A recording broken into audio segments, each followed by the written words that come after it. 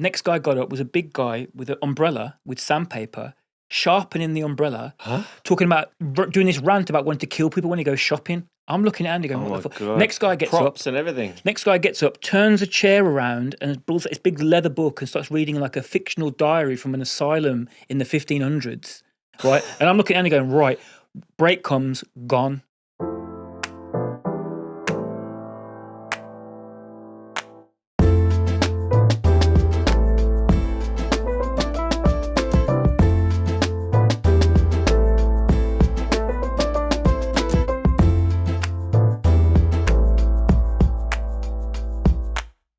"15, and I'm sparking a joint.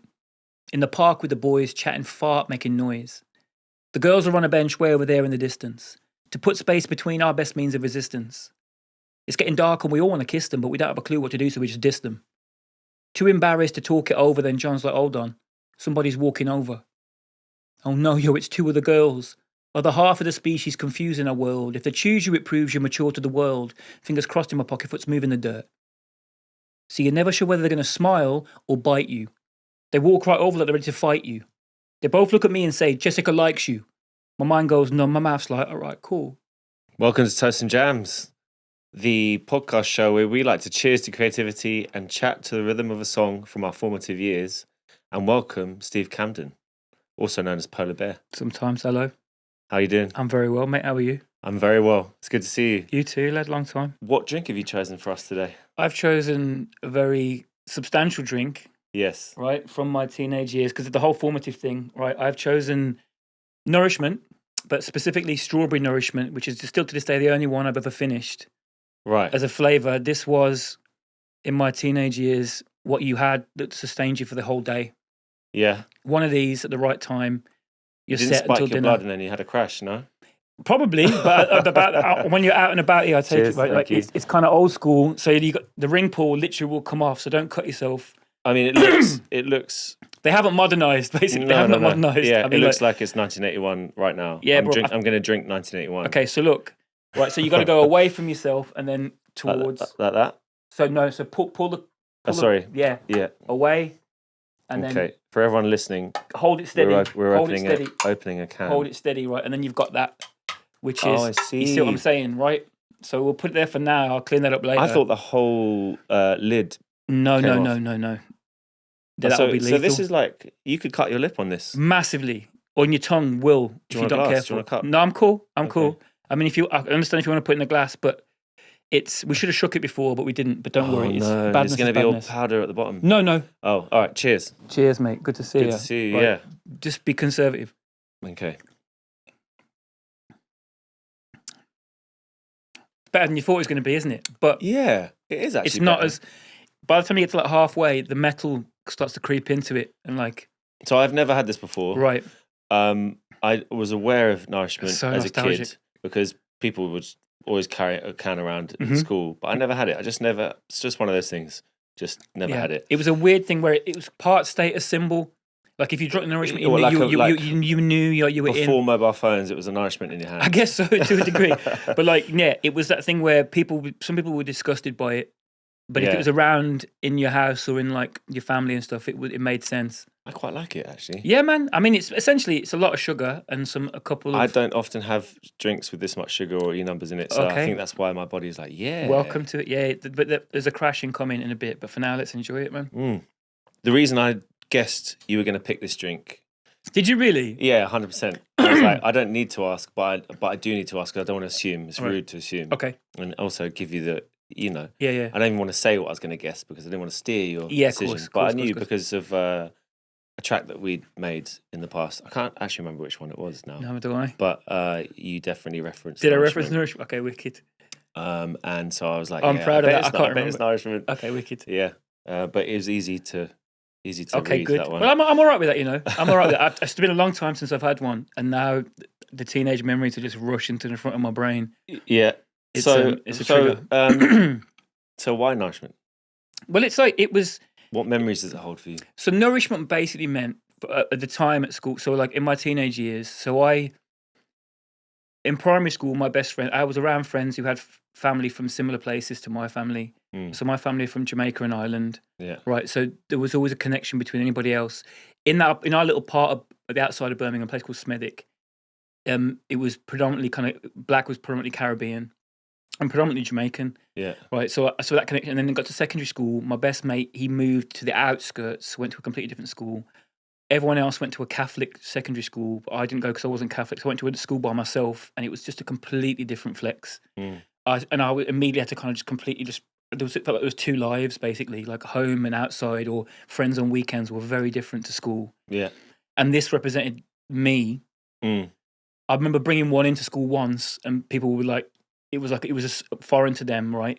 But I quite liked that. But I was just about to say, I bet you like that. I stopped bringing it into school, but I'd get it on the way home and feel like, right now I can put my real clothes on or whatever. Like, so it feels like part of an identity that I kind of not hid, but like for the path of least resistance, I wasn't shouting about what home was like or where my family were from, because it was not only a very kind of strictly kind of blanket English thing. It wasn't the nicest, friendliest environment for those who weren't, right? So it's then and when I got to didn't have a sixth form, luckily. So when I got to sixth form, the wings could come out again, and it was like that's when my teenage life kind of started. Basically, sixth form. I kind of started tuning in, and then I'd be drinking that up and down the road. Yeah, and adding rum sometimes. I mean, every now and again you got to. Yeah, you got to, right? If the occasion called for it. Exactly. Right. Exactly. We also like our guests to choose a song from their teenage years, which is, as a creative person, it's very formative. Yes. And we like to kind of start there on their journey. What song did you choose for us today? Well, I could have chosen any from that first Portishead album, really. Yeah. But I chose Roads because I listened to the album. I went straight to Portishead in my head because I remember the first time I heard. It must have been like what do you call him? Peel, maybe Peel. Like, on the radio. John Peel. Yeah. And me going and just stopping. What is this? Yeah, just stopping. It really had that effect. Bruv, that album. And it still does. Yeah, completely. It is literally a perfect. I mean, I like the second album as well, and in fact, previous stuff as well. I mean, sorry, subsequent stuff. But that first album, it's like a perfectly formed thing. It's like it's something that makes me happy. Yeah, and it's a melancholy, but it's a warmth. And I think it's the warmth that gets me the most. It's like melancholy is the word, because people will say depressing or sad. I'm like, no, it's not. It's just not. Not at all. I find it really celebratory, and I feel a release. But that warmth, like we're in the belly of a whale. Yeah. And I can understand some of the words, but not all of them. But just it's doing something to my body, and like bam. Just jumping over the bed to try and press record whenever it would kind of possibly kind of come on to kind of capture. In the days when like you could record on tape off the radio, and that was your existence of how your music. Exactly. Yeah. Before and then not knowing, because I must have come on the first time I heard it. He hadn't said who it was, and sometimes they wouldn't say it till like 4 or 5 tracks later. They'd list what they just, and I didn't know what it was called or who, waiting religiously listening every night. I mean, it's mind blowing album. I love the fact that it's called Rhodes. Yeah. Roads. Yeah. But the predominant instrument that comes in is the Rhodes electric piano. So it might as well be a nod to Rhodes anyway. But also, I'm glad you brought that up because I didn't want to be fully nerdy about it, but I kind of chose that one because I know that you like the Rhodes as well. Yeah, okay, right, beat me to it. I mean, I think that album is responsible for, in part, with a lot of other albums at that time, or songs, but in part, my love for the Rhodes. But what's the better sound? What's the better sound? Maybe, especially that one. Yeah. So the tremolo on that, like, it's just like, I don't know where to begin with it. Well, the nice thing is, like you say, every time you come to it, I come to it with something and leave with something else. Like, it's just, good art, really, really good art. I think so. Like, I mean, like, but completely kind of natural. And I just think that this, I don't know, it felt like at that time as well, music for me was such a private thing because everyone at school was jumping up and down to Britpop and stuff. Yeah. And it's not that I hated that concept. It didn't speak to me in the same kind of way as even things that I was never like kind of Wu-Tang or Jay-Z or not even Tupac, but it was more like Tribe Called Quest for me. It was sounds first. And the things that I like, even lyrics, I can relate with you on that. Do you know what I mean? Sounds first, and and later, even voices were sounds first before I'm thinking about meaning. For sure. And then you go, okay, just a vibe, like it just you speak, and you go, right, cool. But at school, Nah, so Walkman, and then he said how shook I was. On the Walkman in to school, Yeah. when I get like a couple of hundred yards from school, I'd even switch it up and put something in case anyone caught it. Ooh. So I'd put in like, I don't know, like a Nirvana thing, or I put in like a, I don't know. That's what it's like as being a teenager. Bruv, for That's sure. what life yeah, like, and is like, you know, and like... I remember my dad saying to me at that age, he's like, he was trying to really get me to own my musical taste. Yeah. And being like, don't worry about what anyone thinks. Like, you can say whatever you want, Yeah. Dad, but, you know. Well, you're not hearing it then, are you? Like, All you're going to do is care about what other people think. No, at that completely. age. And I think it was an interesting one for me because like, at home, it was just me, my mum and my sister.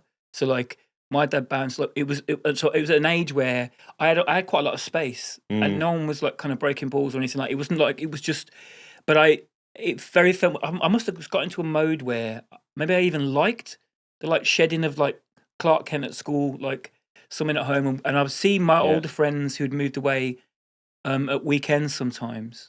So there's lots of discussion. There was lots of like, you know, have you heard? Oh my gosh, you got to hear this. Yeah. Have you heard? You know, like Busta Rhymes says the world's going to end. Do you know what I mean? Like, we've got 3 years left of like the millennium comes and we're all going to die. And it's like, what? Yeah. And you're picking things apart. But like, it was, I think I liked that separation. It felt kind of private, but it felt like it made me feel strong. Like, do you know what I mean? Like I was slipping into mode at school. And then as soon as I left school, I'll see you later. Yeah. Do you know what I mean? And then sixth form, luckily it changed because I realised, you know, there were people who were into stuff. And the first girlfriend I ever had was like, right, she was just into what she was into. And I found it so attractive that it just kind of let me go, oh, yo, have you Because heard? it's rare. Yeah, man, I guess. Yeah, at that age. For true. Some, you know, the people that were shouting about and sorry, not even shouting, but just so fully comfortable with what they're into. They're the ones that really shone. Yeah. In a crowd, crowd of to kids. anyone maybe harbouring. I think for a lot of people it was like, yeah, you know, these things kind of come. I don't know. Maybe there's something about a sensibility like that. It's interesting, isn't it? Because like, I also believe in like nothing before its time to a degree, where it's like, right, when something presents itself, it's when it's meant to present itself. Totally. And you're like, right, yeah. She was like, so I saw her with a book, and this is how reductive it's going to sound. And I'm like, yo, I need a book. I need a book. And I remember, boys are like, though, I remember going to the library, finding a book, right, and then kind of like just carrying it, just like sneak, like trying to see me. Look, I got a book, and I go, you know what? Shit, what if she asked me about this? I got to read this. Read it and was like, yo. Yeah. Okay. Oh wait. So what was this book? That book was a book called The Outsiders. Right. Yeah. It's by a writer called S.C. Hinton, who I found out later wrote it when she was 16. Wow. It was a book about a boy. They made a film of it afterwards with like, you know, that kind of brat packy like 80s, like Matt Dillon and them, about a boy whose older brother's in the gang.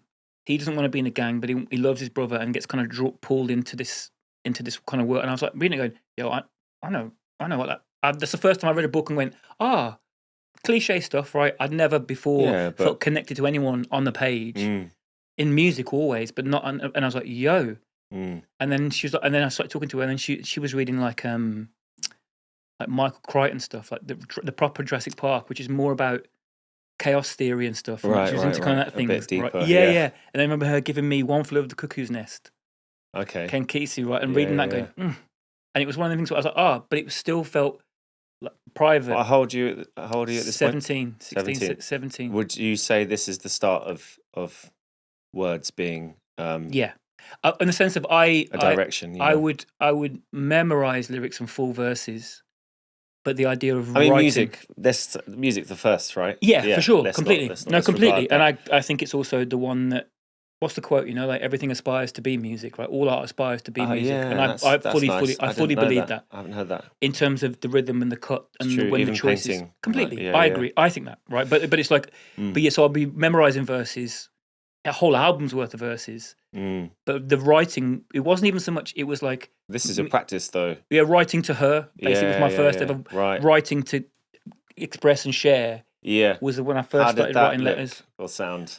It looked like you probably imagine it would sound. It's like it was part. It was like love letters, or was it essentially? Yeah, but it'd be like bits of thoughts that I was thinking, but then like, you know, thinking about projections of stuff or just ideas sometimes. Yeah. So it was less like, but not necessarily manipulative intent, like in terms of like I'm going to No, get you I to would- love me by I don't know. It didn't writing, feel like, like it. It felt overly like gushy things. no. Don't get me wrong. I Yeah. didn't give her a letter until I had a sense that she was possibly interested. Oh, of course. I wasn't yeah. trying to woo. Yeah, it was right, more right, like yeah. I want to show you who I am, because even then Yeah. at sixth form, I didn't know where to place myself. Mm. So like the people I was with, I was always on the edge because I didn't like. I'm like no.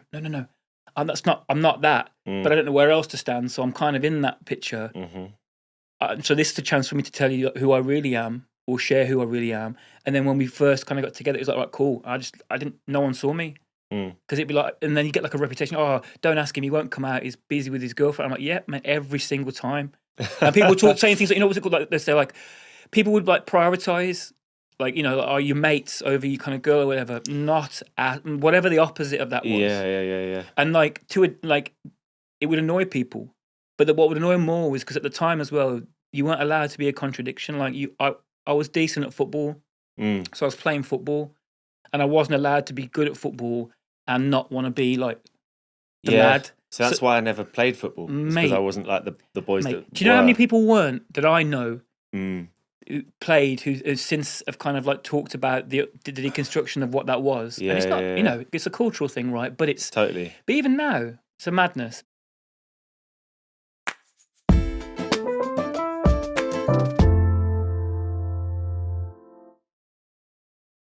Yeah, I wonder what is it like for your boys actually? What's their experience like in terms of football and school? Not interested at all. No, Not interested at all. So like similar. Yeah, not interested at all. Still the same, basically. No, for sure. I'm interested. Yeah, I think there's something about what, and when I was at school, and I say when I was at school, right, you could tell what someone was into very quickly. 1952 to 57. Okay, right. Right, Cool. the best secondary years of life, right? And this war had just ended, and it was like, but you could tell, if someone was proper baggy, with the etnies or whatever, they were skating. Mm-hmm. Someone was darker with leather, it was kind of rocky thing, a hip hop thing, whatever. But now it's so much more hybrid. Everyone held their signs up. Yeah, This is what I do. Exactly. You chat to me if you're interested. Exactly. And that's exactly what we did. It's like, oh, you skate, cool. Yeah. But also as well, but even then, I got to say, the reason I bring it up is like, even then, I always felt like I was 1 foot on 1 foot. But I think a lot of that comes from my own kind of family and upbringing and not placing myself where I am in relation to the people that are most important to me. Like I've not fully kind of fitting.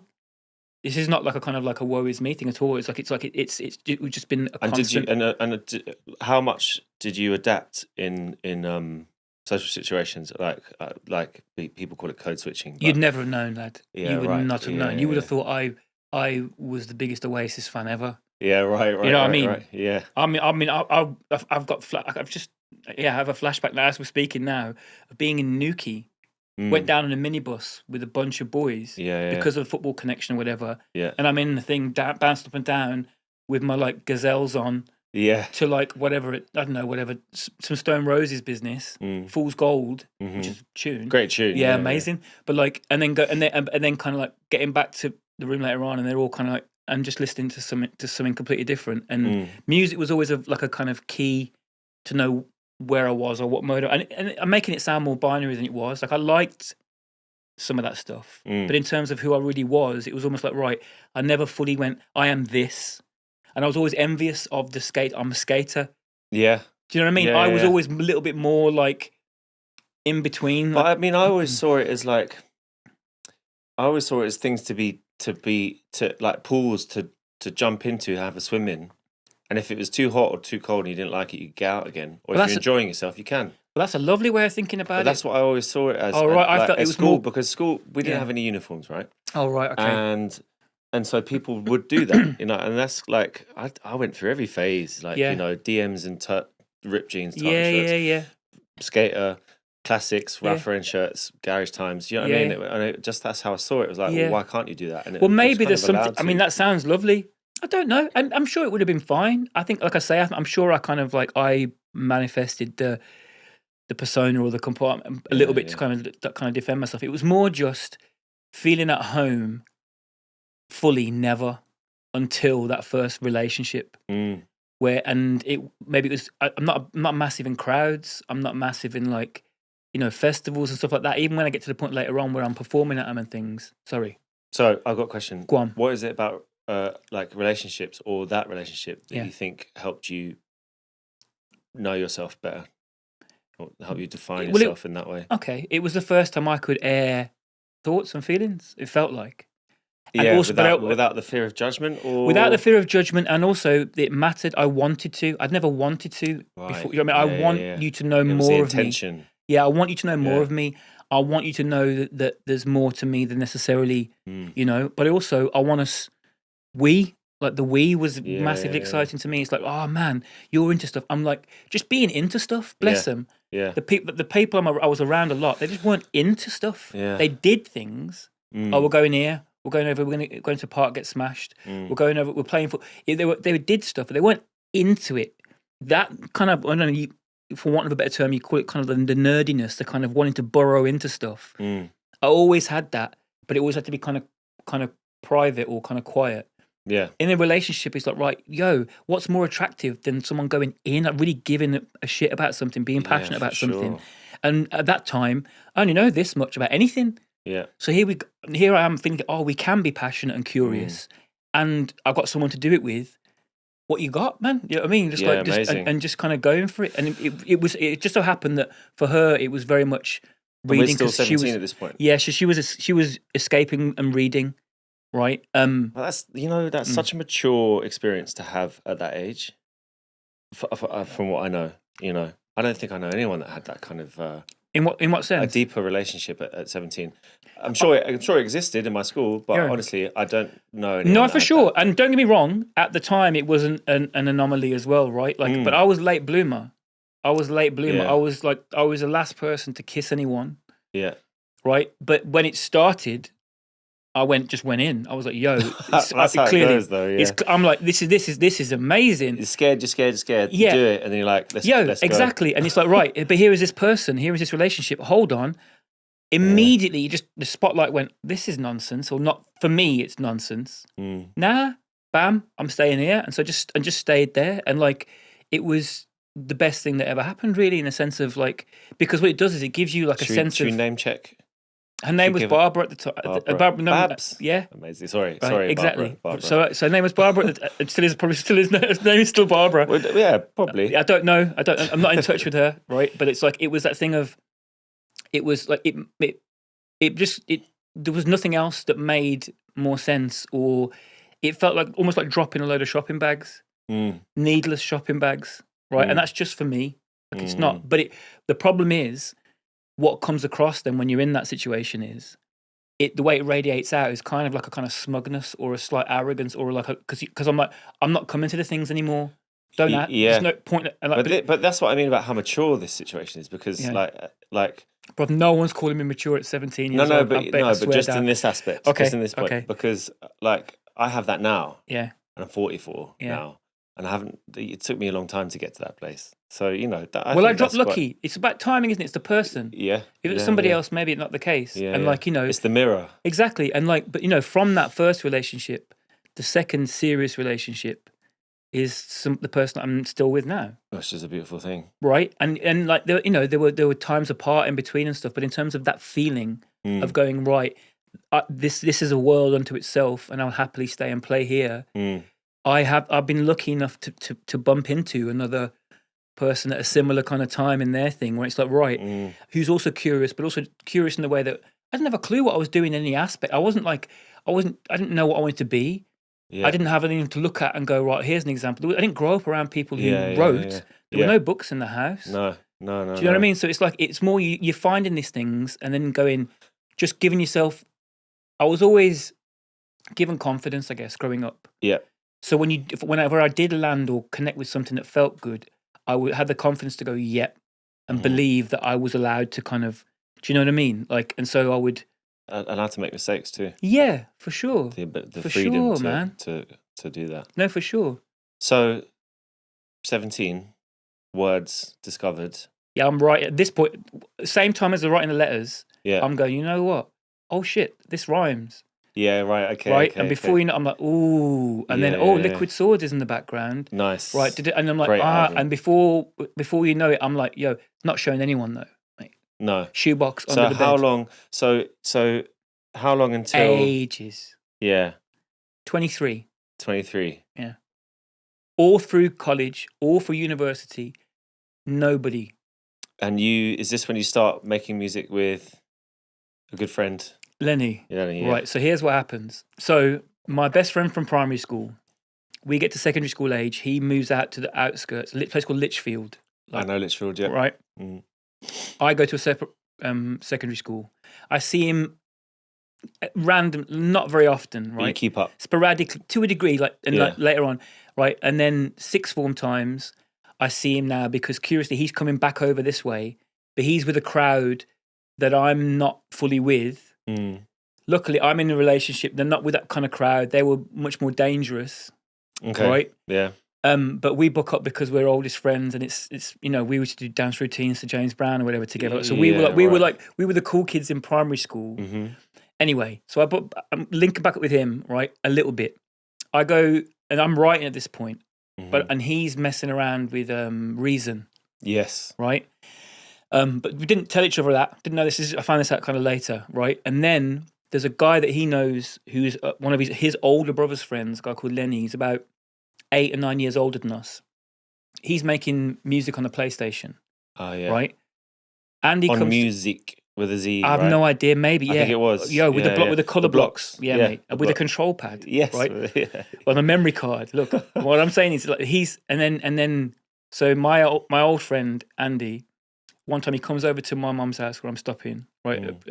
This is maybe towards the end of sixth form, and he's got a cassette with him. We're in the kitchen, and he puts it on, and I hear Old Dirty Bastard's voice, and I'm like, I know what this is. Oh, no, wait. And it was some other track. Right. It was better to me than like shimmy. Like I'm like, what the? Yeah. And I remember, same with the Portishead, I remember being in my kitchen. It was a green, shitty Argos like cassette thing. Yeah. He's out the back smoking. I'm sitting in the kitchen. I'm standing in the door with a cup of tea, going, "What? Yeah, yeah, that's Lenny. I brought it over because I thought you'd like it." I'm like, "You're not taking that. That's mine now." Yeah. He's like, no. And we're having an argument. And then I remember my mum's got a double tape upstairs, so I went upstairs for high speed dubbing. Yeah. Recorded it all and was like, "Yo." And there was a bit. bit It's a bootleg, basically. Well, but it was a whole. It was two sides of a cassette worth. Okay. Some of them had vocals and some instrumentals, and some were instrumentals, right? Which is key. Yeah, exactly. Yeah. And he would do the thing as well where he'd like it'd be an instrumental for like 3 or 4 minutes, and they were tracked. They weren't like, it wasn't like a beat. He was arranging. It was sequenced. There were drops. There were middle eights. There were songs, nice, right? And then the last 30 seconds would be like a hint of something else, as if I'm just going, just for fun. And some of them would be, so I'll be cutting. Mixtape, really. Yeah, I'd be cutting and splicing some of those. I'd find the ones that like properly spoke to me. Yeah, I'd loop on a cassette and record multiple times. Yeah, and then just sit for hours, and it just poured out, man. Wow. And like so music was a really important catalyst for it was writing. the thing. It was easier, particularly not easier, but and particularly that music, the doors, like. His music. And I don't know whether it was knowing that he was connected to a person. I don't think so. It was just like it just got me in the same way that Portishead did. Liked it. Yeah, man. Yeah. So I'm right in there. And what was very clear early on for me was, even the stuff that I loved that was kind of left leaning, there's always an element of bravado and stuff in it. Yeah, because that's what hip hop was about. But it just didn't come days, naturally. Just didn't come naturally to me very often. So what I would do is I'd have to slip into like a kind of character. Yeah. And kind of make. Sorry to. No, you're good. You're good, man. But, sorry, I'm rambling. Is this?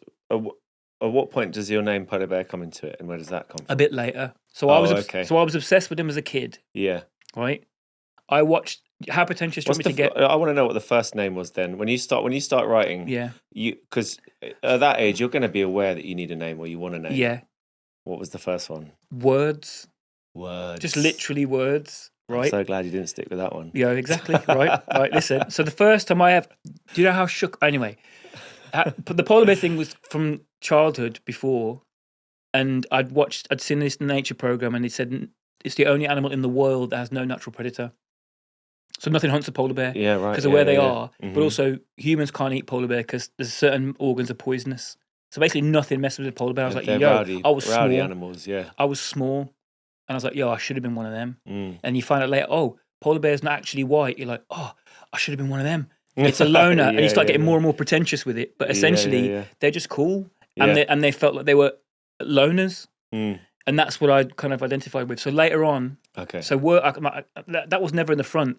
It's when I went first time I went over to Lichfield, and I'm so nervous to meet this geezer now. Like, I'm hyped, but I'm so nervous. Oh, the first meeting, yeah. Because Andy's like, yeah, Stevie rhymes a bit, and I'm like, shut the fuck, no. Yeah, And he's like, go on. Right. And I remember it was because I didn't want to write them down because I didn't want people to find them. I was writing stuff, but when I first heard Lenny's music and started writing things like "This feels like a verse," Yeah. I would kind of part write it or write it mostly in my head, then I would throw it away for fear anyone would find it. Mm. You know, so it's like so I would go and I'd have like I remember But just also, rhyming. like, I don't know if you can relate to this, but that when you're at that stage of creating stuff, Yeah. you just don't think it's good enough either. No. Yeah, you just. Well, you got no frame of it's reference, not- right? Yeah, you're just like it's all in the doing and then throwing away. You also, I don't know if you like this, but like a large part of you's like, what even is this? This Yeah, it felt like it just came I out. used to copy stuff, like when I had the Atari and back in the day, I'd just you'd make stuff and throw it away. Yeah. I didn't really have a good way of saving it, but I'll copy tunes off the radio, which of course you're not going to put out yourself. But it's all practice. It's all play. Completely, it's mate. all play. Completely. And so even not keeping something, it still plays a part in your development. And I remember even then though, like a really big thing for me was not sounding American. Of course, yeah. Because it was a big deal. the little glimpses of people that I did know. I mean, there were people. And this is before UK hip hop as well, where we actually kind had a of. scene Yeah, I mean, it's going. like, it's going. There's even like Maurice Delta. London There's Posse even in the and, like- Midlands. There's a bunch like Maurice Maurice Delta. And Delta, them. Right. Like it's all them. Like I've we're aware got of them. one of their albums. We're aware of them, and it's just Yeah. to start a Channel U. Yeah, Right. yeah. As well. So it's like, right, there's people I'm Start seeing. of an identity forming. And you go, in the okay, UK. cool, right. Yeah. And that was what was really interesting was, I remember it was like another one of those tracks was a track called Alcoholic Author by Jest. Yeah, it's a great which tune. is on the High Plains Drifter thing. Big tune. The first time I heard that was on Westwood, I think, one time. Right, yeah. I was in the bath. I leapt out the bath and was that sound, I think it's Harry Love. Harry Love on the beats on that one, yeah, for sure. And I remember kind of going, right, and there was something about that felt like, and I could hear north and I could hear south in it. Yeah. Because I got a family in South Yorkshire. I've been away in Leeds, but it was more kind of the sentiment of I don't like the term working, but it's like if you could hear someone was talking about where their life was, right, but in a way that felt poetic and potential, but that was angry. It wasn't just that; it felt layered. Yeah, it felt multi-layered, and that's what was always honest. Yeah, honestly, UK completely, but ridiculously skillful as well, but not in a way that was like. Man's got lines in there, and he's like bigging himself up, but it was done in such a way that I just really liked it. It was like, you know what, that's ridiculous. Yes, right, and then going and then finding that, and that was a big thing for me because that was like right. This is like 2002 kind of time. Maybe 2001. Yeah, so I just finished uni. Yeah. And was just lost. Yeah. Didn't have a clue what I was doing. Had no plan. Had nothing to kind of grab me. Had no means of making any money. What did you do at uni? Psychology. Okay.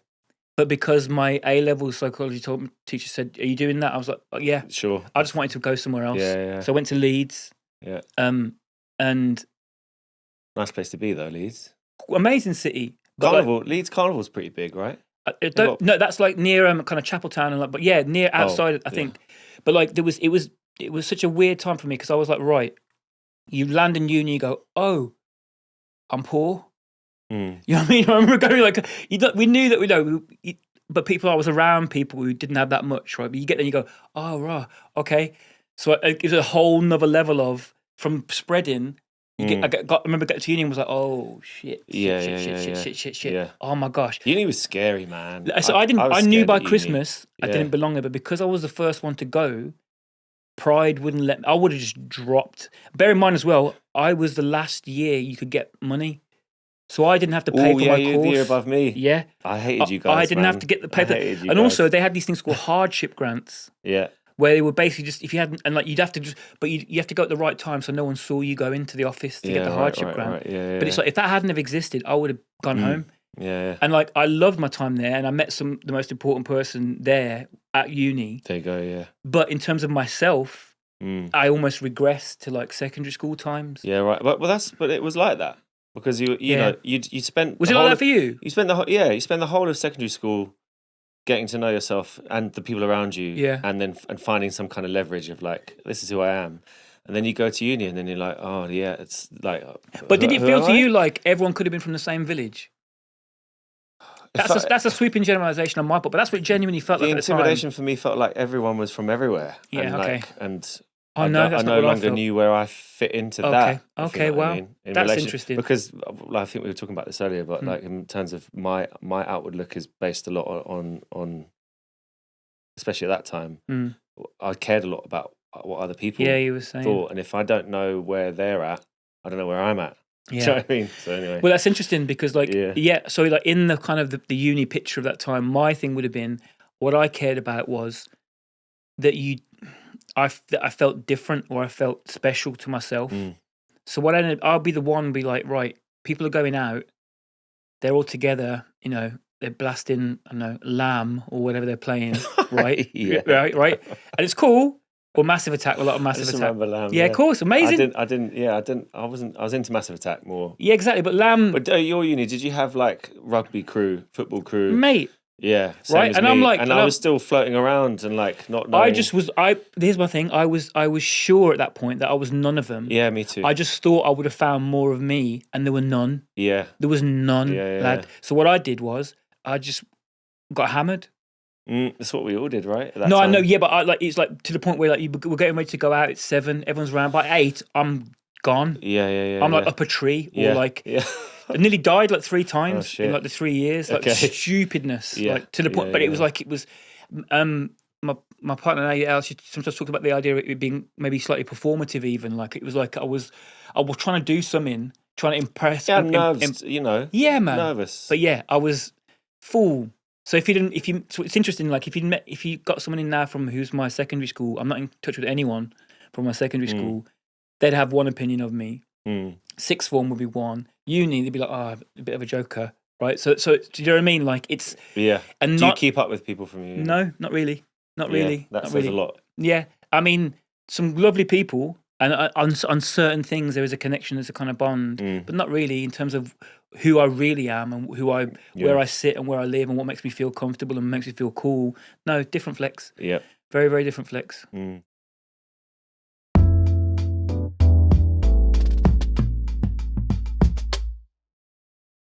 So I come out and I've got shoe boxes worth of stuff at this point. Some of them are stories.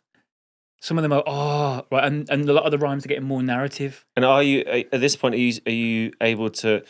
Are you dividing pieces of work into stories and or this could be a tune or this could be a short story? Yeah. You're kind of At aware this point, how they I'm exist. recording little ideas vocally on a headphone. Yeah. Like Okay, into cool. like, you know what I mean? Yeah. But the idea of anyone seeing it though is genuinely terrifying. Like, and there were people like there'd be friends of friends there who'd form bands. They'd like a little kind of crew, and they'd go to gigs. I'm going to gigs. Yeah. But, I went to see Ronnie Size and Represent. Right, they just won the Mercury. Good gig. My first ever gig. Yeah, great. Wow. Right, mate. Wow. My first ever gig. Ooh. Right, and the Met. I didn't know who I went along with people, and I'm so Energy glad that I must went. have been amazing. Bro, dynamite. My girl singing like, with the quad of the computers in the middle, a cello, double bass. Yeah, mate. sick. I was already we go out dancing a little bit, but that was like, oh mate, this is the thing that I like. That one, and there's a place called the Underground, which is kind of more Motown and funk. Yeah. Every Wednesday, man. It was £3.50 to get in, £1.50 for a bottle of water, and I'd get there at 10, dance till 2, and just have to walk home sweaty, like right. And it was like, and then that made it worth while. Do you know what I mean? It felt like I wasn't finding more people necessarily, but I was kind of going, yo, I'm affirming what I thought I was keeping is really, really me. Do you know what I mean? Bit by bit. Yeah. So I come out and it's like, but everyone's talking about what you're going to do, your life, money. And none of that is even remotely in my mind in terms of like, I don't know. Yeah, none of that was remotely in my mind for a good few years. Yeah, same. After uni, Same. You know, I Same. think even when we had met, which was I don't know what year that was now, but Same. Yeah. Without being being like facetious, whatever, I could say the same now. Which is a privilege, I guess, to an extent. But, No. But it wasn't not. Well, it's not a not practical like we were privilege. flush or anything. It's not a practical privilege. No, lads. not Do you know what I mean? really. So I think it's all about what you're willing to do. You know, I remember. It's a funny one. I'm thinking about Lenny now. I've not thought about this for a long time. I remember in the space of a week, right? Things have started happening in terms of people to get a sense of who I was. So I was getting booked for gigs and stuff and paid to go places. I remember getting flown to Rotterdam, right? Getting put up in a hotel. Was it for the North Sea Jazz Festival? I don't know what it was, to be honest, but they flew me over there, right? The hotel, they had a bath in the middle of the room. I'd never been in a room as plush in my entire life, but I had no time in there because I would like drop my bags, went to do this gig, came back, right? I thought, and like I was getting picked up at like 5 in the morning. Gig though? So it was like it was a festival. It was a hip hop thing, but it was like there was spoken word involved. People were really excited by the rhyming without music and stuff. Yeah, right? It was fresh. That was really fresh. I guess so, right? Time, and gorgeous. And yeah. Easily to this day, the best cypher I've ever been part of as well. Oh, Afterwards, wow, yeah. Because it felt. I didn't know anyone, and it felt something about being in another country. I just was much more relaxed. Normally, was it a multi-venue location? Yeah, I think it must have been North Sea Jazz I Festival. don't know what it was, lad. But anyway, one point is that plush, and I've never felt so cosmopolitan and worldly and like well done and like artist making it. The next night, I was sleeping on a laminated floor under half a curtain at Lenny's house. Half a curtain. Right, half a curtain, bro. Not like so it was a cape. It didn't come to my waist. 2 halves of curtain, but I've only got half a curtain. He had the other half. Yeah, right. So like, I remember lying there going, "What is life?" Yeah, do you know what I mean? Yesterday I yeah. was in like this fire starter. Well, that's also with the beauty of youth. Exactly. Is that you can handle that stuff. But I got even like as an adult, you'd be like, "Oh, no." But I was mate, in the hotel I'm like 27 at this point. Right. So I'm but I remember even then lying there going, "This is sick." Yeah. Because it made sense to me because everywhere had always been this, then this, then this, then this, then this, then this. Do you know what I mean? And it's just like, right. Like my nan would say when we were little, the best ducks can swim in any pond, right? And he'd be like, right, cool. Yeah, I like that. A very Midlands. Probably. But she was from Jamaica, like so it's like maybe it's like the influence of landing that. I don't know. Right. I was just thinking of All Right Me Duck as a. But this is hilarious. So that's North, lad. Oh, sorry. That's right. Anyway, Anyway, that's so rude of me. No, it's I fine. apologise. It's fine. But it's like I don't actually do Birmingham accent. You go Scouse. I lived in Stafford for 3.5 years. That's more north than Birmingham. You're right. It's halfway between. It's halfway between it's not Manchester. North though. No, I mean I don't know anyone from Stafford, so I couldn't claim that. I would say call it Midlands, right? An hour, no, and couple hours to Manchester. Miduck was the intro. Was that all right, Miduck? Yeah, that's more northern though, for sure. Okay, so you're speaking from experience. Yeah, well, I don't want to offend a whole. Yeah, I've never. I mean, it's funny because I've got family. Well, we don't see them anymore. But my dad's side of the family from Barnsley, South Yorkshire. Right. So something like that would have made more sense there. Okay. Yeah. But yeah. Anyway. So ducks, ponds, ponds, and I guess it's just that thing of whether it's you make life fit to you or you kind of fit to life in a sense of it's like right. Even when I started doing stuff when we first met, people are like, "Oh, you do this, right? You should do this." Oh, okay. No, can I talk about that for a second? Oh, you want to go? Because it's embarrassing, I think, for me how we met. Why? The first thing I said, right? Because was it the one almost taste quite thing? arrogant? Yeah. So is a one taste. Is the thing called one? What was one taste? One taste was a music and spoken word collective that ran a night every month in Balham. That was it. Yeah. What was the place? Bedford. Bedford. Danny pub. and Jamie, and then kind of like set it up. Like it's a beautiful amazing group of people. Yeah, amazing. And like Inua met Inua. It's coming up to. I met them 20 years ago this June. Met them at Glastonbury 2005. Yeah. My first ever festival. Yeah. Wow. Second ever gig. Wow. Inua was there. Jamie was there. Glastonbury's second ever gig. Yeah. Not bad. I mean. But yeah, so Jamie Woon, Inua Ellams. Yep. You. Yep. Who else Loads we got more people. There? Kay. Portugal Quartet. Yeah, they were part of it. Foy wasn't part of it, but Foy was attached. Foy Vance. Yeah, there's loads. Burko. There was so many people. So my friend Alex Noble, who's no longer with us, but big up Alex Noble because he's one of those people in your life that always introduces you to new music. Okay, throughout school. Oh wow, punk, hip hop, everything. Like he was just one of those dudes that was like, check this out. Yeah, he was like, come and check this out. To me, I'm like, cool. I'll come down. He had some art on the upstairs floor. Yeah, he painted. Yeah, he was always just took the piss out of what he did. He was a comedian via art. In every sense of his life. But So it was him. He was like, come and check this one tasting out. Mm-hmm. So I'm checking it out. It's a great venue. It's like multi-floored. Yeah, yeah. We were in the There's attic. little rooms. Yeah. So I come in and watch you, and I'm like, oh wow, he's spoken word, great. Da, da, da. Wonder if he's. But I come up to you and like really like what you did. Have you ever thought about doing this to music? And I wish this is how polite you are. You're like, yeah, maybe that's a great idea. Like but in hindsight now, I feel like an idiot because you've Why? been doing it because you've probably been doing it for years. Yeah, but before why at were this you point. to know that? You saw a No, I moment. know, You know, but, don't beat yourself. It's like you like. But to be honest, that's really funny. Like and I don't like. But have you ever thought about No, doing this no, to but look, music? lad. Like here's what's something I don't like. Yes, mate, I don't want I to kind of have. generalize to regions or whatever else. But like where I'm from, even going up to someone and representing yourself via what you do and asking a question about that I wouldn't. I was on stage and I would never have done that. Yeah, I would never have introduced myself to somebody. Yeah, I mean, There was I had some. I wouldn't do it now. Maybe actually, at that time I had maybe a you lot were in more. mode. I was in a lot more kind of. I don't know. I was a lot more outward at that age. Yeah, but for sure. Yeah. But anyway, also I just loved what you were doing, and like, literally, it was just a place of honesty of like, this is sick. Like, can I get in on it with you? Well, bear in mind somehow? at that time that would have been that festival thing, right? So that would have been only like my 6th or 7th different gig. Yeah, right. Yeah, yeah. Right, and so and I was still living in Birmingham at that point. You were, yeah. Right, and I remember you going and then us getting in touch and you sending me the instrumental to 7:30. Yeah, yeah, which is a tune from this. Yeah, it is. A vinyl that we did together. Yeah, yeah. But it's like and just like what was lovely was I think it was sent on CD in the post. Yeah, he sent me a CD in the post. I put it on. The same thing that I heard Lenny stuff on actually with the tape and the CD and the top loading, played it, and we're like, and then as I was listening to it the first time through, I went, oh, and I just pictured myself walking through people. Yeah. I pictured myself walking through people. And I'm like, oh, it's a day. So what happens for you creatively? Yeah. When you hear a piece of music and you sit down with the intention to write. When something does, because not everything's going to get you inspired, right? But when something does, Is there a process that's similar for every piece of music, or does it change all the time?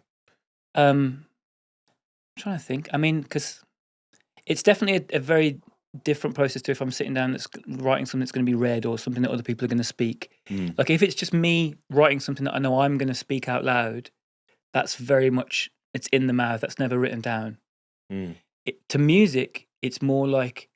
It's normally within like the first like half a day or a day of something. Someone speak, and it could be an image. It could be. I was going to ask: is it a lot more visual with music? Maybe that was like it was more like a mood of that felt like not a location, but that felt like me moving through people. Because like with Fade to Black, which is another tune on that EP, it's extremely scene setting. Yeah, like, and is that how that worked? Yeah, for you in terms well, of that's what that one sorted me out as well because that's the first incarnation of the thing.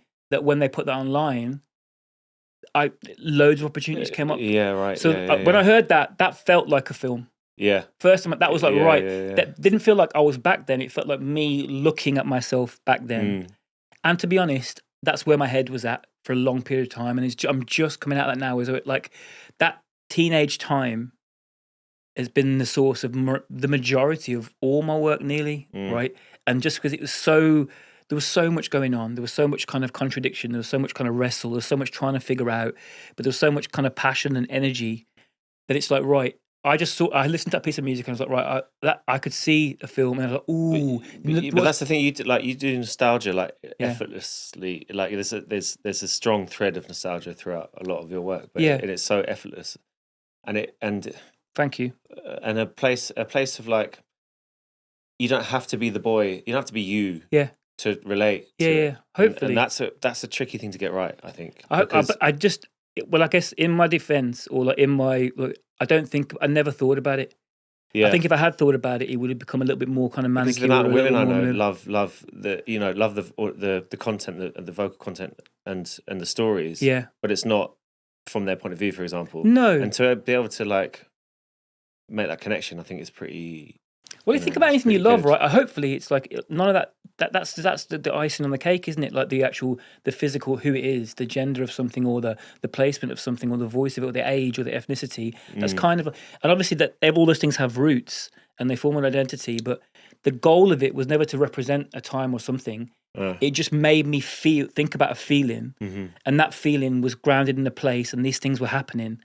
And so it just kind of came. If I'd have thought about it too much, either I wouldn't have written them, or I would have like tried to manipulate it more, and then I would have ended up hating it, or it would have been a little bit kind of. Do you know what I mean? It's like I think it wouldn't have been as honest, dude. Without being too like, it would just they would just fall. It was a period of time, a chunk of time where it was just like, bleh, yeah, and it would just come. And the fun was for that with that one was it was like, ooh, something dawned on me. It was like, right, it felt like a kind of cut, like thinking about music and film and thinking about like everything wanting to be music. It's like there's a cut here, and if I say I'm somewhere else, I'm somewhere else. And if I do it well enough and you come with me, I can go anywhere. yeah. I can be 15. And you really do I can that be 21. on Fade to Black. I can be and that was the first time. Yeah, I'd never heard anything like it before. That was the first time I'd kind of done that. Yeah. No, that's not the truth. I'd written a thing. I think I gave it a name later. I can't remember what I called it now. I think I called it David. It's about bumping into an old friend, right? And it was me now, and then I see somebody getting out of a car, and I haven't seen him for a long time, and it jumps back to when we meet, and it jumps back to here again. But I liked it. But that the Fade to Black, which I just want to say to people listening, quickly, that's very niche. It's niche. Well, they can't hear Fade to Black because it's not out on streaming services. How can they find the poem's called? What's the poem called? They called it Jessica in the end. Jessica, and how can people listening read Jessica the poem which is Fade to Black, the tune that we're talking about? Okay, you can. It's on YouTube still, I think. Right. Okay. For an old from an old channel. But it's also in a book you. Yeah. Published. So Bloomsbury published. So that more importantly, that period of time. Don't go to YouTube. Buy the book. Oh, sorry, buy the book. Yeah. But it's, do both at the same time. Sure. No, but it wasn't written down. So that period of time, 2004, 2009, they collected them. A friend of mine who was a poet and writer at the time is an editor now, and he was like, "These don't exist anywhere." And then he set me the task of actually having to write them all down, like and they didn't exist anywhere. So they put it's called the Lost Chronicle. Yes. So you can find, and they're all there. 730's in there as well, as a thing, right? And there's quite a few influenced by music. A lot of them, and it's like it was just that period of time where they were kind of falling out, and it fits nice because it feels like a time capsule. But like other stuff, like things like this, it's like right, they all represent something, but you also. It's funny, isn't it? Kind of like going back to stuff. I don't know. Do you have that relationship with stuff? Like it's hard, right? It's hard. Yeah. Do you know what I do love? I mean, do you remember the track that you sent me? And I think we called it Repeat. Yes. Rob, I heard that, right? And I went, yeah. And it was just the exact time of me thinking about a particular thing. It was like a scene of me being sat with people that I used to know, sitting there. And then I just, as I was thinking that, I was listening to an interview with Dave Chappelle. Oh, yeah. About, like, I just did it. And I became that. I was just doing it, and I became that guy. Yeah. And it just fit. And I was like, yo. And I stayed up all night, recorded it, put that sample in the end, a rough version, and sent it to you. Yeah. That as a thing stands up to me as like, as it. We didn't finish that. I don't know if did we not? We didn't finish it. Oh. We recorded. Yeah. But I think, like, I just think that's it. Yeah. We just did. Yeah, no, for sure. And left. Yeah, for sure. But it felt like that was like a thing that felt so sure of what it was. This stuff felt more like experimentation and kind of play. This was us getting to know each other. Yes. Sorry, I say this to exactly people that are listening again. It's the EP that we did. But that was exactly that was definitely getting to know. Getting to know. Yeah, complete. And me getting to know London. Yeah. Me like you were the first person I met apart from my partner who grew up in London. So everyone else I've met had come to London to do stuff or whatever. Yeah. So it was like that was a touch because that was like a way in, and you were really generous to me about like meeting people and kind of going to things and stuff. So it's like, yeah, man. Matt, I feel like I went off on one there. Was that even? Oh no, but and I feel like with the repeat thing, it was a bit more of okay, we do know each other. Yeah, and stuff I would send you would be a bit more like, I know this is for you kind of thing. Yeah. And hoping that it'd have the same effect that the other ones did. Completely, but also it felt in itself the fun of one rhyme scheme, or the fun of proficiency wise and skill wise. It felt nice to go like they are, because hopefully it makes sense and it feels like a kind of story. But that's hard to do as well. Yeah. So trying to like go, feeling like a bit more kind of sure in yourself, going, right, I know that's good. Yeah. If you like it or not, whatever. But like, I know, Sure. and like Yeah. it just fit. It felt those sounds again. The warmth, lad. It's always it was always there. It's always been the warmth. I really appreciated the nod in the book. There was a typo on the file that I sent you with a capital T at the end of the repeat. Yeah. And you put that in the book. Yeah. It made me quite emotional, Good. I'm not going to lie. Good. You got to. What is Yeah. it apart from details? Lad? I don't know. You know, Yeah. it's like it's one of them ones where like it's so funny to be sat down here like on the back of things that none of it was planned. No. And yet We're talking about like any of it, lad. not 15 years longer, like 18 years ago kind of time. 2006, 19 years. 19 years Yeah, ago. nearly 20 Sorry, years. Yeah, nearly 20 years Like ago. because on the first in caution, on that record it says it's 2006 now. Yeah, Beats arrive by MySpace days. email. Yeah. Yeah. It was Yeah. MySpace, exactly. Yeah. And it's just like, right, none of it was planned, but things were constantly being made Yeah. and doing stuff, and expression was there, and it felt like to me like it was so infectious. I mean, I tried to do it. I've not done it. Also, the beauty of that time is we weren't creatively. I don't know about you, but speaking from my point of view, I don't remember thinking too much about audience, or actually, if not at all, it was actually about what can we bring to the table. As what do I do? What do you do? Yeah. And there was no audience really. I was involved literally at the stage of what is this? in a beautiful way. What is this? And then before you know it, it's like, right, what do you I want remember to do? getting you to do harmonies on 7:30, and you're like, I can't believe I just did harmonies. In your cupboard, standing in your cupboard and like making me do harmonies, and it's just like, right, in archway, wasn't it? Yeah, Right. And I think, but like you leaving there and you're glowing, not because you've done something, but because you've done something you haven't done before. And it was fun. Of course, mate. Of course. And then it's like, right, the fun for me then became, as I'm learning on the job, as I'm going, what haven't I done? Can I do this? And because weirdly, not knowing anything helps you kind of take a little risk, because people are like, "Are you doing that?" I'm like, "Yeah, why not?" And they go, and you're not conforming to something that you think it should be. Completely. Yeah. And at one point, I want to sit down and just literally do a timeline of all the things that have been made. I probably won't be able to remember all of it because there's so much has come out and been generated in different, so much, and things, projects and collaborations and things. It's just like, right, every now and again, something will come up on the shuffle or whatever, or like a whole old hard drive, a document, and be like, and I've literally forgotten there was that much stuff.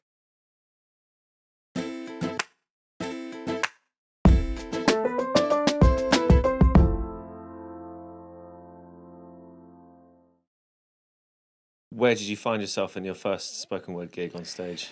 So we've been making music a little bit at this point. I was 24, working on a building site, writing scraps down on little bits of backs of sandpaper, and I saw a thing in like a flyer or a leaflet for a thing called a slam. Oh yeah, and it said words performance. Do you da-da-da-da? And I don't know what. It's not that I didn't feel like I was itching to perform as such, but I feel like I must have wanted to try and share or test what was coming out of my mouth. Yeah, I remember showing Andy, and him going, "Yeah, I've heard of that." The Saul Williams film when he's in the prison. I think it's called Slam actually, where he's just rhyming it's an amazing. I haven't seen it. Amazing thing. Yeah. Like he'd seen that late night. Okay. Like watching Oz or whatever. He'd seen that, and he goes, "It's just rhyming with no music." And I'm like, "Yo, that's what I do. I'll do it." And he's like, and he's like, "Really?" I'm like, "Yep." So we went down. It was in a place called the Glee Club, which is a comedy club in town, in the centre of Birmingham. I've heard of Glee Club. Yeah. Underneath was a bar called Poppy Red. We went to Poppy Red first. We had a couple of rums. Mm-hmm. We went in. It was packed. Right? We're like, "What the hell is this?" And then there's a geezer going around like, "You put your name down," and they rip them up and put them in a hat and they pull them out. Right? That is nerve-wracking. So I'm like, right, what am I gonna? If you're gonna do it or not. So I'm like, oh my god. So I'm like, he's like, "Put your name down." So I put my name and I wrote down Polarbear. Right? But you had that in mind already, yeah? At this point. Yeah, I guess I did. But I hadn't loaded. I hadn't. Yeah, right. And he was like, that's rubbish." And I'm like, "What?" He's like, "You can't just write Polar Bear." I'm like, "Right, rude. What?" Right? And he goes, "Write Polar Bear Ninja." Right? And I'm like, "All right." So I added ninja down. Listen to this, mate. I'm sharing this with you. I know, exactly. Terrible, right? Put him in the hat, right? We go get another rum. We sit down. Guy gets up. There's 3 people sat by a table, like X Factor style or whatever. Yeah. Geezer gets up, goes, "Thanks for coming to this slam. This is the way it works. You speak it, the judges score you." I'm looking, I'm like, what are you talking about? Score what? Are you talking about? No. First up, we've got Polar Bear Ninja. And I'm like, and then he's like, you better fucking get up. So I get up, rhyme this thing, sit back down. It's my first time performing anything. Never performed at school. There was no show. There was nothing. Right. Sat down, like crackling, but like, right, cool. Drink this, and we're gone. Right. Yeah. All right. And then where we were sat, you couldn't get out. Next guy got up was a big guy with an umbrella with sandpaper, sharpening the umbrella, talking about doing this rant about wanting to kill people when he goes shopping. I'm looking at Andy going, what the fuck? God. Next guy gets Props up. and everything. Next guy gets up, turns a chair around and pulls this big leather book and starts reading like a fictional diary from an asylum in the 1500s.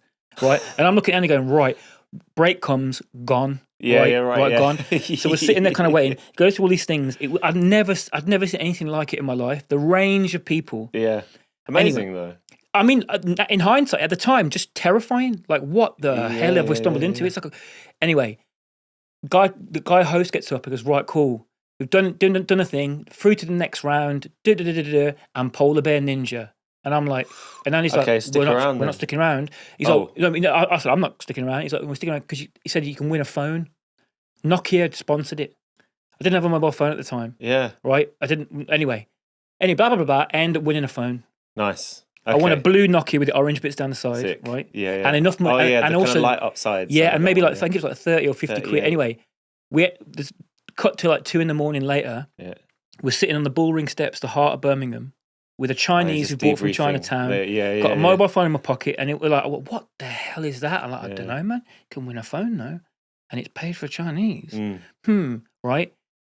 When you signed up, you had to put an email down. I'd put my email down, my sister's email down. Yeah. Next day, she gets an email going, "This is Richard. I was the host last night. Will you come and do a gig for me?" And I'm like, "What do you mean?" And I don't know what it is. It's like spoken word. I'm like, "What's that?" It's like, "What you just did." Where? Glastonbury. I've heard of that. Oof. And it was, dibby, like the tent thing, the words, the naturey, whatever. But it was like, that's when it was like, then I did some Yahoo Google research. Not only does it get you a phone and some Chinese, but it's going to take you somewhere now. Yeah, maybe, yeah. And I was like, but just like the kind of going, I did a thing that I made, and people are like, that's good. Completely new. And I went to Glastonbury, first ever festival, was barefoot for 3 days, like an idiot. But then in between there and Glastonbury, I wrote something. I did some research. It's quite angry political people, or like funny comedian. My husband leaves the toilet seat up stuff. I want to write stories. Yeah, I've got a rhyme because Andy won't come if it doesn't rhyme. So I write a couple of rhyming stories. Went to Glastonbury barefoot. Met Danny in there. Not all the way to Glastonbury barefoot, obviously. Just whilst you were there. Proper Frodo, man. Yeah. I had my mate. I had the ring in my pocket, and it was like, right. Did that. And then met a bunch of people and felt my life go, there are people who just do stuff that they want to do. Like they a path kind of started to show itself a little bit. Maybe not necessarily a path, but more just the kind of thing of like, this thing that you're doing, people do it and they share, whether it's singing, whether it's whatever they do. Like it was an art. They're artists. Fart. I could be an artist. Glastonbury's the place for that. I could be an artist. Right. It terrified me. Came back home. I was temping at the time, quit the temping, thinking I'm going to do this. Then I literally, the week after, watching Countdown with my sister, geezer phones, a guy that I'd met there, chatting. I'd given him my Nokia number. My name's Russell from Apples and Snakes. We're putting together a tour. It's going to be the biggest UK tour of spoken word. We're choosing an artist from each region. Yeah. Would you be up for being the West Midlands artist? What do you mean? We'll pay you $4,000 to write some in. All expenses are paid traveling. It'll be the biggest date. You get paid per gig, obviously. What do you think? Yeah. Like, Jesus Christ. My sister going, what? And I'm like, I think I might be. And then, they give you one word as a title. It's called Exposed. I'm like, this is going to be the sickest thing I've ever written. And that was, I wrote that during my transition to move into London. Oh, yeah. So much going on in those years for you. Because there was a baby on the way. Oh, yeah. Nothing does. And luckily, that thing led to a longer thing. Exactly. That led to a longer thing, led to an hour-long thing, and more, and collaboration. That was it then. That was it. I'm doing it. I remember you talking to me at that time of mindset shifting because of Children on the Way. And I just was like, I was like, well, whatever. Yeah. Don't know what you're talking about. Yeah. Got no clue. Yeah. I know now. But it's one of the things, isn't it? It's like it made me more productive. Yeah, of course. Yeah. Writing rhymes to your stuff with a baby on my shoulder. Yeah, right. It was amazing. Yeah, it is It's like, amazing. right, it gives you immediate. I haven't got to question why I'm doing anything now. I'm doing anything because either I'm going to do it as an example, or because I've got to put food on the table or whatever. Like it's like it just. How could I not? Who am I going to be? Some kind of grumpy, bitter dad? No, no. I've met one of them. Don't need it. Don't need it. Exactly. Do you know what I mean?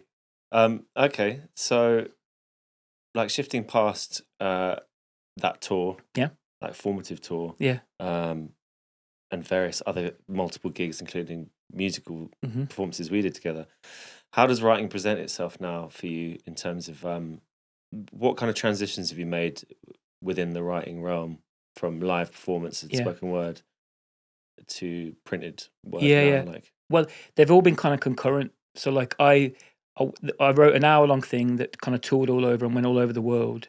And then I wrote, on the back of that, I wrote something else for myself, but started writing for other people to speak. And then once you start stepping out of yourself, the opportunity is to kind of to write for TV or film to start presenting themselves, and then people become aware of it. Like you do these things, and you go, "Oh, have you thought about this?" And people start saying to you, "Have you thought about this?" And you lie and go, "Yeah, of course." When really, I've never even considered this. And then it was. What was the first moment for you that made you feel like that, like post performing? You know, I was at a gig, and my friend Laura was there, and I must have looked bored. She went, "You don't want to be doing this, do you?" I went, "Not really." She went, "What do you want to do?" I was like, "You know what? I want to write a story for myself when I was 13. She's like, "What's your agent doing?" I went, "What agent?" She went, "You don't have an agent." Oh, right. One sec. Put her phone down. Oh, I love Steven's work. Get him to come and see me tomorrow. Went into a week later, I've got an agent. Bang. 3 months later, the idea that I've been sitting on for ages about writing a boy hearing himself in a cassette tape in the future is now getting signed to HarperCollins, and now I've got a book deal. Beautiful thing. Mad. Wow. Absolutely mad. But like, but everything you did up until that point was able for that to and I'm be like, set yo, up. this is going to be sick. And then that, once you finish a thing, that's what works for me. Like, if I finish a thing and you share it, it will lead to something, even if it's just 100%. You deciding. Exactly. Do you know what I mean? You're That's the only difference between us and people who think about it and don't finish a thing. If you finish a thing, you can say you finished a thing. If it leads to something great, if not, it makes you want to do more or makes you know a little bit more about yourself. Completely. You know what I mean? Completely. So literally with everything. Yeah. And now here we are, like chatting about it, and like there's 9 books. 9 books now. 9 books. Wow, I didn't even know that. Amazing. Couple of them are collections of poems. A couple of them are a handful of them are for teenagers. One of them is a collection of 3 plays that I wrote that got collected together. Yeah. Then a couple for younger.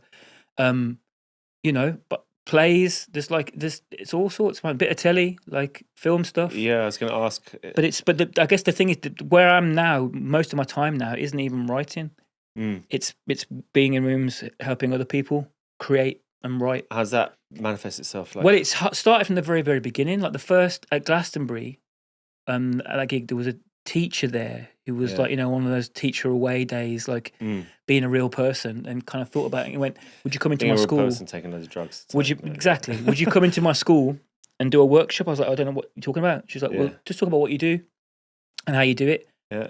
And that was the hardest thing I've ever done in my entire life, trying to explain or think about how I did what I did. And what I realised was it was about getting ideas out and then figuring out what's interesting and then zooming in.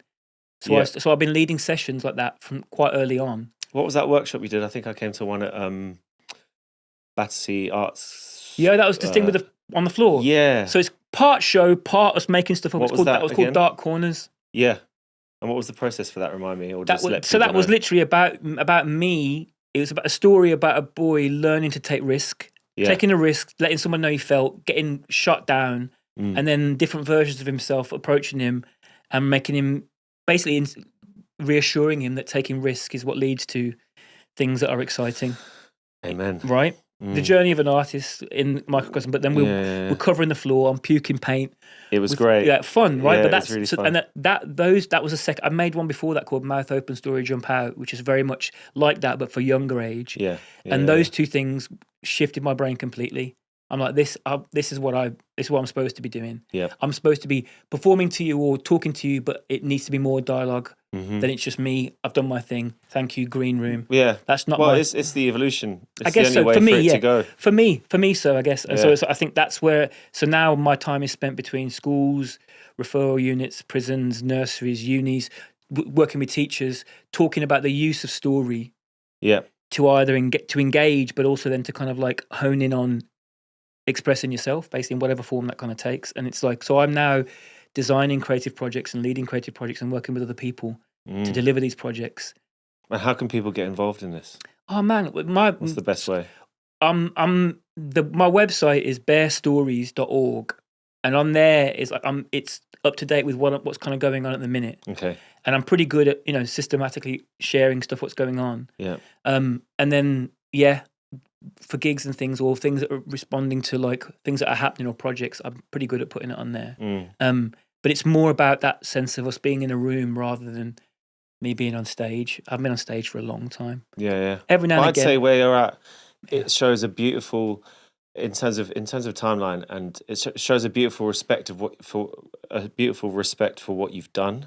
Oh yeah, cool. Where you're at. Oh, nice. Do you know what I mean? Yeah, well, I hope so. That's I think nice so. to hear. Yeah, lovely. I think so. That's lovely to hear, man. Yeah. Because like I think that's what it feels like, and it feels like I'm very lucky to have explored these kind of tentacles. And when an idea comes that feels, this feels like a film, I now feel allowed or empowered to kind of run with that now. Yeah. But it just so happened at the minute, the most enjoyment I'm having and the most fun is being in a room and sharing how something can come out of nowhere. Yeah. In 10 minutes, lad, I could have enough on a piece of paper that we could write anything we wanted, an album, a TV series, whatever. Yeah. It's that, and we were all full of it. Yeah. And I think I wish I'd known that I was allowed to just draw from myself and celebrate. Totally. If I'd have known that earlier. Yeah. Nothing before its time, but Sure. I just know how good it feels, and I like the idea of kind of spreading that, really. If you can switch the light on for people earlier, Yeah, or just remind people that like, remind them actually, yeah. bruv, Exactly. like, you know what I mean? And I think it's so I think it's everything, but on a level where I get hyped, and you like for a while, I like this, and you kind of saying you like it, but it's genuinely my happy place. So for that to be the truth, and to have the opportunity to kind of do it, is pretty sick, to be fair. Yeah, totally. So what are you currently working on at the moment? Leading these creative projects is taking most of my time. Yeah. There's a couple of story ideas kind of burning. I found a batch of old Lenny tunes the other day. Oh, great. Things are kind of coming out, but that's just kind of bubbling. But a story at the minute, there's a story about the relationship between a teacher and a boy who's about 14. That's kind of slowly edging its way to the front. So I don't know what form it's going to take yet, but that's probably what's next. Yeah, for sure, man. That crackle of, ooh. Yes. What could this excitement be? Yeah, exactly. So that's where I'm at the minute with that. So we'll see what comes. Amazing. Thank you. Thank you so much for coming on. Not at all. It's been bro. great to see you, and great to talk to you, and great to hear some stuff that I didn't know. No, wicked. Thank you very much. Cheers. Nice one, Alex. Thanks for tuning in to Toast and Jams. Don't forget to like and subscribe. And if you want to hear the guest song choice, click the link in the description. See you next time.